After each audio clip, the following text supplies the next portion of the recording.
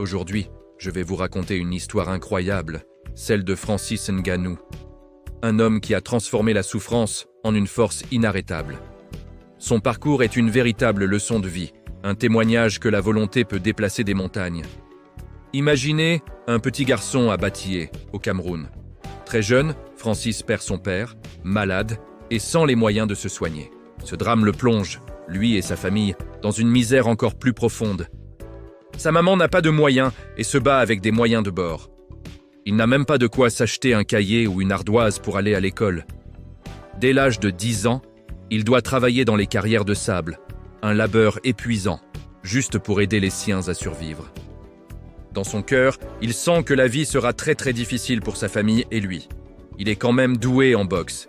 Malgré la dureté de la vie, son rêve grandit, devenir boxeur, comme son idole Mike Tyson. À 26 ans, avec ce rêve comme seul bagage, il prend la décision la plus folle de sa vie. Quitter le Cameroun pour l'Europe.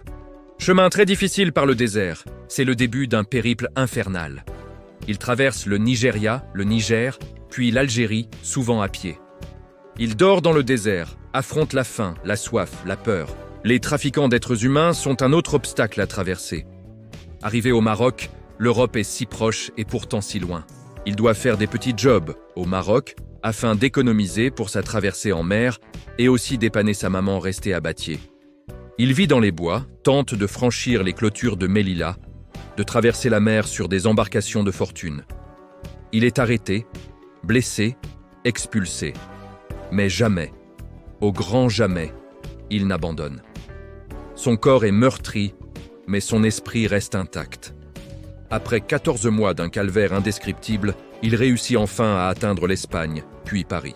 Il est sans abri, dormant dans les rues de la capitale, mais son rêve est toujours là. Un jour, il pousse la porte d'un club de boxe et sa vie bascule. Les coachs, Didier Carmon et Fernand Lopez, le repèrent et lui offrent de l'entraîner gratuitement au MMA Factory. Francis découvre le MMA et sa puissance naturelle fait des ravages. Son ascension est fulgurante. Il signe avec l'UFC en 2015, enchaîne les chaos spectaculaires et en mars 2021, il atteint le sommet du monde en devenant champion des poids lourds. Aujourd'hui, Francis Ngannou est une icône mondiale.